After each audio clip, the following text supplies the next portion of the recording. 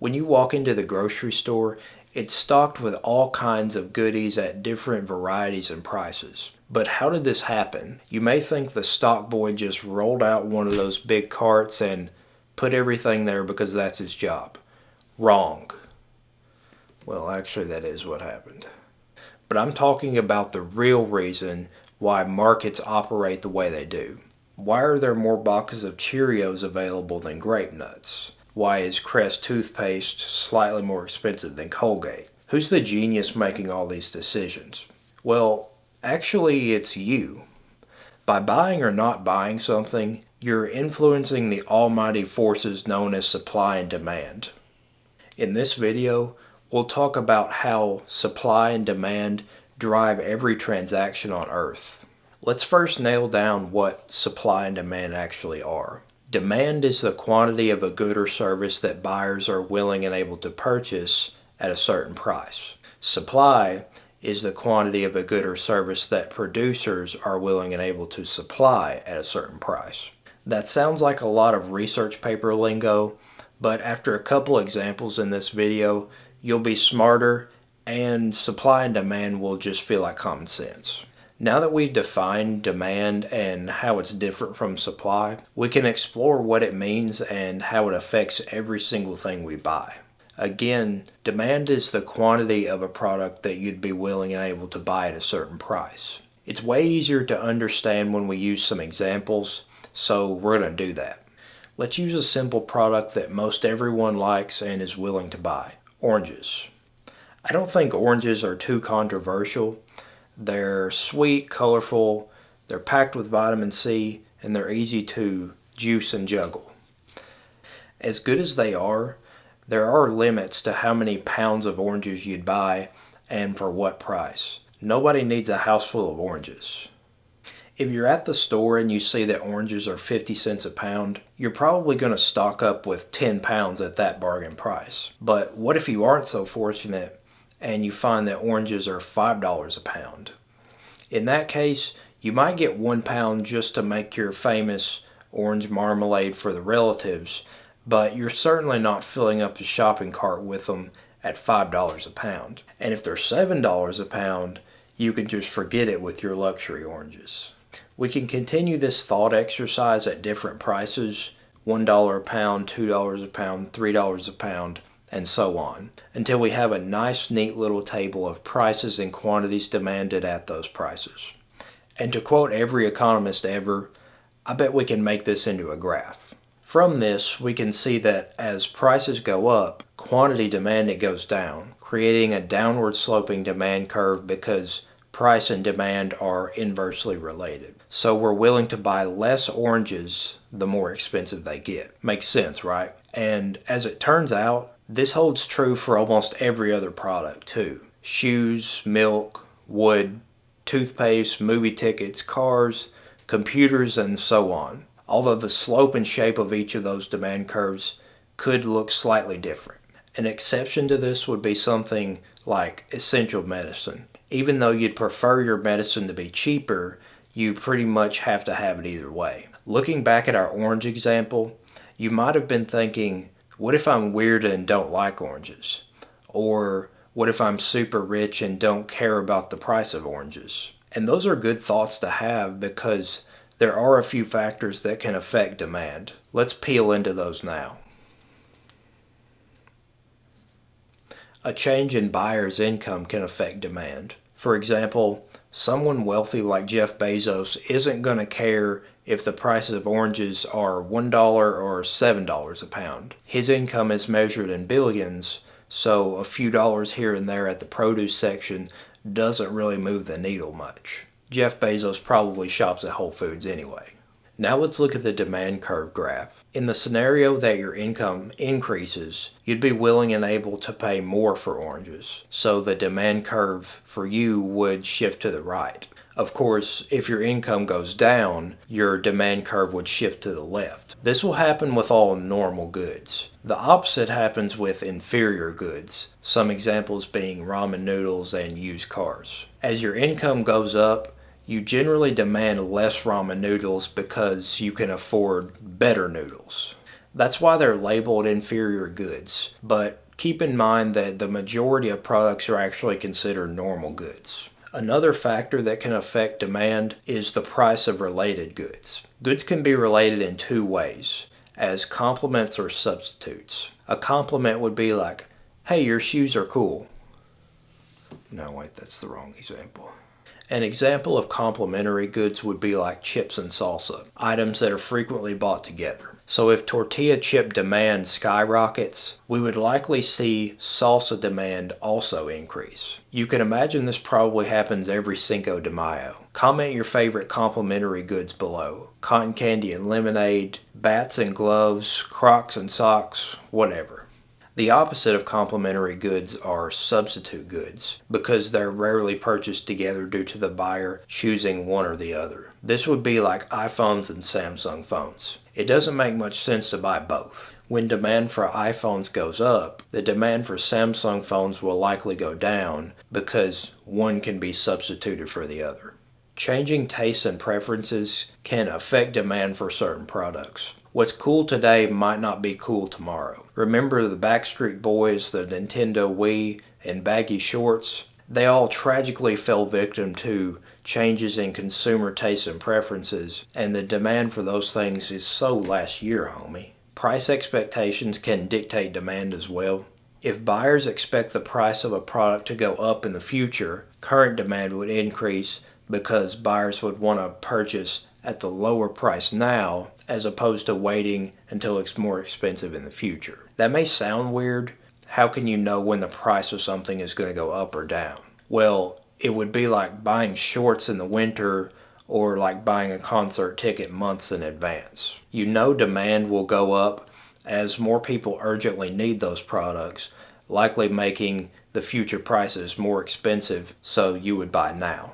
The actual number of buyers in a market can affect demand as well. Buyers can be added via more people being born, more people becoming a certain age, and more people moving to a particular city, those kinds of things. Demand in those markets would increase simply because the total buyers has increased. The government also likes to influence demand for certain products through taxes and subsidies. If government officials deem electric cars beneficial to society, they may offer tax credits to buyers of those electric cars, therefore increasing the demand. Likewise, if they deem cigarettes bad for society for some crazy reason, they could add a tobacco tax, making cigarettes more expensive to buy and decreasing demand for them. If you're enjoying the video so far, supply me with a like and subscribe. Now that we've talked way too much about demand, let's get into supply. Supply is a little more complicated than demand because it's from the producer's perspective, and most of us are not producers, we're buyers. As a refresher, supply is the quantity of a good or service that producers are willing and able to supply at a certain price. Let's use the same example we used earlier with demand for oranges, except this time we'll look at it from the perspective of the orange farmer who will be producing oranges instead of buying them. If oranges are selling for 50 cents a pound, we wouldn't have much incentive to supply many because they're so cheap, and it really wouldn't be worth our effort to plant, water, harvest, and ship them. However, if oranges are $7 a pound, oh yeah, we'll try to supply as many as we can to be sold at that high price, so our orange business can be making money hand over fist. Continuing that line of thought, as the prices of oranges goes up, the more we'd be willing to supply. We'll quote the economists again. I bet we can make this into a graph. We see that this creates an upward sloping supply curve. As price goes up, quantity supplied also goes up. They're directly related. Notice that this is opposite of the demand curve, which slopes down. Now that's interesting. We're about to discuss how convenient and efficient it is and how it makes our lives so much easier. Like we did with demand, let's talk about a few factors that can affect supply. Input costs is the first one. As orange farmers, our input costs would be labor, fertilizer, water, farming equipment, stuff like that. Let's say the cost of fertilizer grows. How would that affect us? Since our costs increased, it means our profit has decreased. This gives us less incentive to produce as many oranges if we aren't making the same high profit on them. So as input costs go up, quantity supplied would go down, shifting the supply curve to the left. Also affecting supply is the number of sellers. Sellers are going in and out of markets all the time in pursuit of profit. If more sellers enter a market, of course, there will be an increase in quantity supplied, shifting the supply curve to the right. Price expectations play a role in supply as well. If we as orange farmers think that for some reason the price of oranges will be lower 3 months from now, we're going to produce as many oranges as possible now to lock in that higher price. Another good example of this would be if the most recent iPhone had been on the market for a while and Apple knows that it's about to release a new model, it would try to sell as many of the current model as possible before releasing the new one. The reason that the supply of so many things has increased over the last century is due to an improvement in technology and productivity. Think about it. We get smarter and more efficient at producing something over time, and we automate more and more of the process. It's the reason that Tesla produced 35,000 vehicles in 2014, but 930,000 in 2021. Employees are more well trained, production processes are structured more efficiently, robots and computers are implemented for automation. This accumulation of knowledge and efficiency over time allows companies to produce more products. The government can influence supply just like it can influence demand. Think about the real-world example of a carbon tax.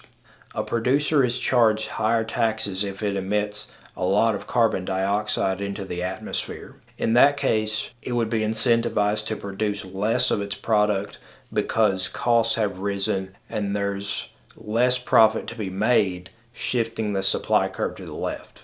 As we've seen, the supply and demand curves are opposite, with the supply curve sloping upward and the demand curve sloping downward. But imagine if we place them both on the same graph. This is where the magic happens. This is the principle that markets have survived and thrived on throughout history. Let's go back to our orange example. This time, we'll try to visualize the entire hypothetical local orange market, putting market supply and market demand on the same graph. This is where it gets juicy. It'll give us a simplified way of understanding how markets and prices come about. This graph represents the local orange market, where collectively consumers are willing to buy 40 pounds of oranges at $2 a pound and none at or above $4 a pound. Producers are collectively willing to supply 60 pounds at $3 a pound, none at $0 a pound, and so on. We notice that the two curves meet in the middle of this graph. That's the market equilibrium, where the supply and demand curves intersect. That's where the market wants to be and tends to settle there. So at the price of $2 per pound, producers are willing to supply 40 pounds of oranges and consumers are willing to buy 40 pounds of oranges. There's no shortage or surplus and everybody's happy. This is how the open market prices goods. It's a constant give and take with producers and consumers indirectly agreeing on a certain price. It's a common misconception that producers are the only ones with input on prices, but that's not the case. If the price is too high, nobody's going to buy. Let's look at that on our graph. If the price of oranges is $3, 60 pounds would be produced and only 20 pounds would be bought, resulting in a surplus because there would be 40 pounds of oranges sitting on the shelf that nobody bought. The price would have to come down to sell the remaining oranges. On the other hand, if the price is too low, the product will sell out and the producer won't be able to make enough product or profit. So putting the price of oranges at $1 on our graph, we see that 60 pounds of oranges are demanded, but only 20 pounds are supplied, creating a shortage. Since there aren't enough oranges to go around, the price would be forced up closer to the equilibrium price. This is the simple way that our awesome market keeps everything all hunky-dory without much intervention. Economics is all about choices and trade-offs. Producers want to maximize their profits, while consumers want the lowest prices. If everyone acts in their own self-interest, we meet in the middle to form a functional and efficient market. If you learned something valuable, supply me with some likes, comments, and subscriptions. Thanks for watching the video, and I'll see you in the next one.